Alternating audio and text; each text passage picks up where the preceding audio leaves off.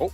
Back-to-back Super Bowl champs, and here they are at 3-0. Surprise, surprise, not at all. Game keeps coming down to the wire, though. Week 1 against the Ravens, it came down to a toe. Week 2, a defensive pass interference. Week 3, a 4th and inches tackle by Nick Bolton, the linebacker, number 32. Chiefs win, Chiefs win, Chiefs win. Mahomes says, quote, I feel like we haven't played very well. It's irrelevant. The Chiefs keep on winning. Well, Shady won a lot with the Chiefs. The Super Bowl, to be in fact, with the Chiefs. I believe he won Patrick Mahomes' first Super Bowl, so nobody more well-suited to talk about this Chiefs team than LaShawn McCoy. Shady, how wide is the gap between the Chiefs and the field?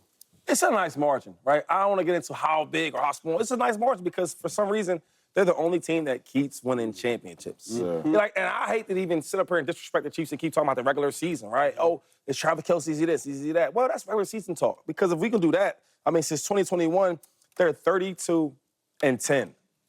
Wait, let me wind that back. They're 32-10. So as much as we want to talk about the field of the Chiefs, the funny thing is Patrick Mahomes, he said, I haven't even played well so far. We're still winning. So what happens when the best player in football plays well, right? These wins by 3, by 4, by 1 become 14, 20, 17. They're that good. So if I had to pick any team, and I hate to do this to my Birds, but if it's one team in the field, I'm taking the Chiefs.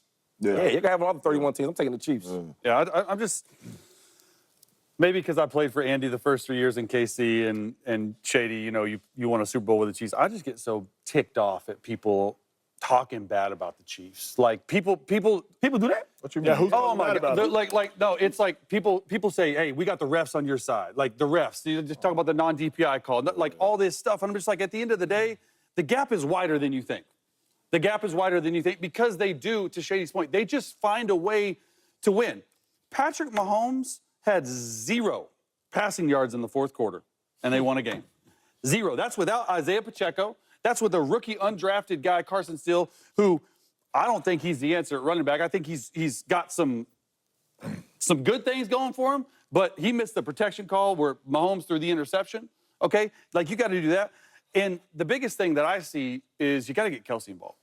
Like, at some point, you have to go out there. Rashee Rice can't have 12 catches, 14 targets, 110 yards, and a touchdown every single game. You got to find another offensive weapon. I think that's sort of what they're struggling with right now as the Chiefs, and they're struggling with left tackle. Yeah, they benched Kingsley Sumatia. Okay, Wanya Morris was playing. He played all right. But every single time, Carson Steele is going over to help the left tackle. So you keep Patrick Mahomes upright. I think you're going to do good things.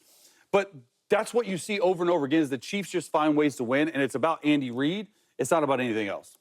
Yeah, it's not. I'm with Shady. It's not. It's a nice margin because, but it ain't super wide because you winning 1-score games right now. Patty Mahomes is not playing well. So as much as we want to say these if games and all that type of stuff, the other teams are playing defense. And they're playing pretty well against Patrick Mahomes, and they're winning 1-score games. The thing that I keep coming back to is the Chiefs continue to find ways to win. Yeah. Whether it's the third-string running back, whether it's the third-string wide receiver, whether it's the third-string safety, whoever has to make a play for the Kansas City Chiefs, whether it's a special teams play, they're finding ways to make plays.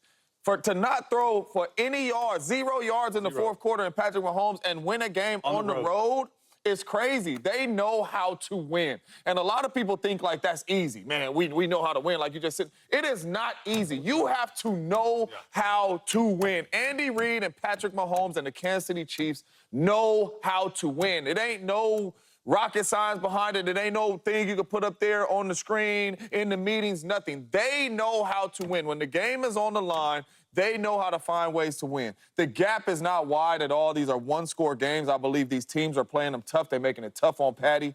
But the Kansas City Chiefs just know how to win football games. And Shady said it. What you got there? The gap between the Chiefs, how wide is the gap? It's this. It's a line. Okay. Y'all know the line that exists between the winning and losing column? That's how wide the gap is. It's the line. It's an inch versus the Ravens. It is a DPI versus the Bengals. It's a 4th and inches stop by Nick Bolton. It's the line between winning and losing. Last year in the San Francisco 49ers, it was an overtime drive. It was catch-up, or whatever Andy Reid calls it. It's the line between winning and losing. But the thing about that line is it's seismic.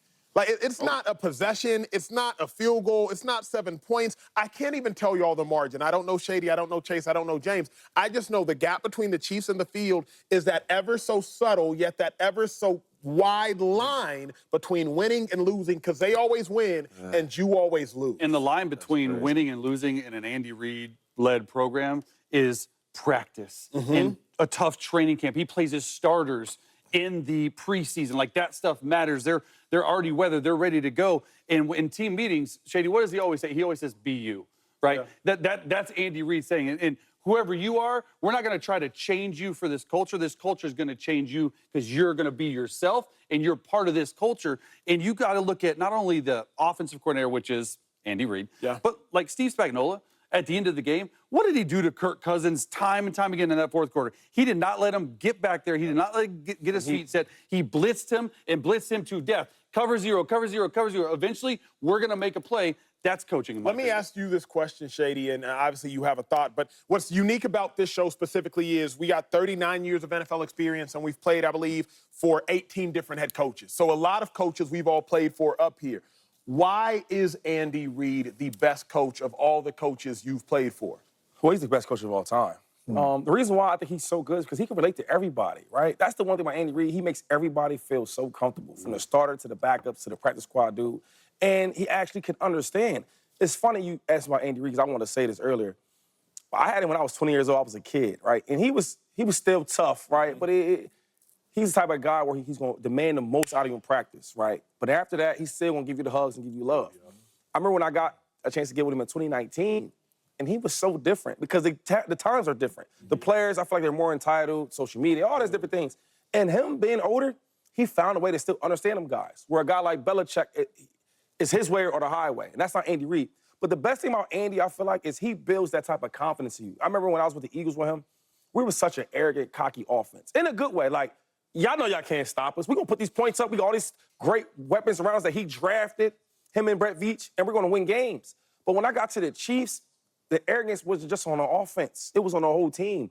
I remember being there, right, because we was talking about this, how the Chiefs are winning games, right, and how, with the margin, which I don't really care about.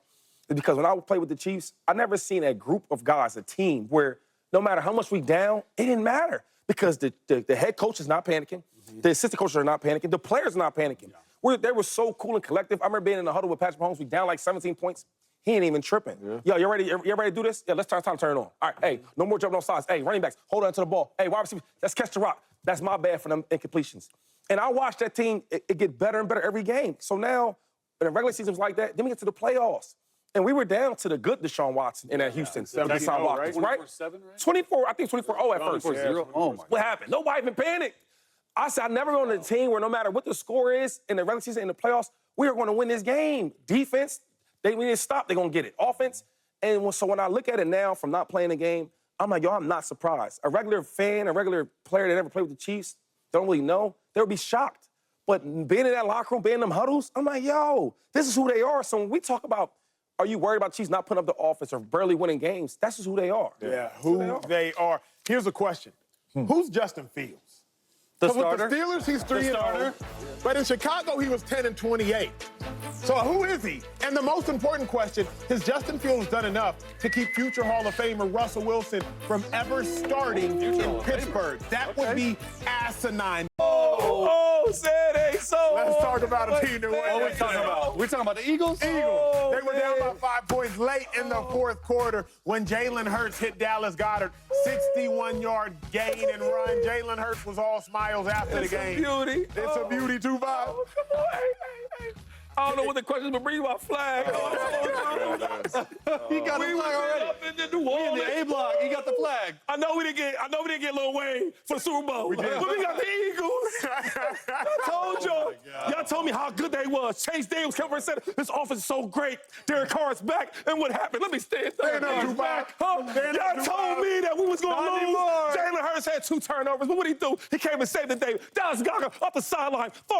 Touchdown. Let's go. And save Quan Barkley. Oh, my God, baby. We are so blessed to have you on our team, 26. But you're number 1 in my heart. Let's go. Shady, sit down. We got to do the rest of the show, big dog. We got to do the rest of the show. I'll be happy.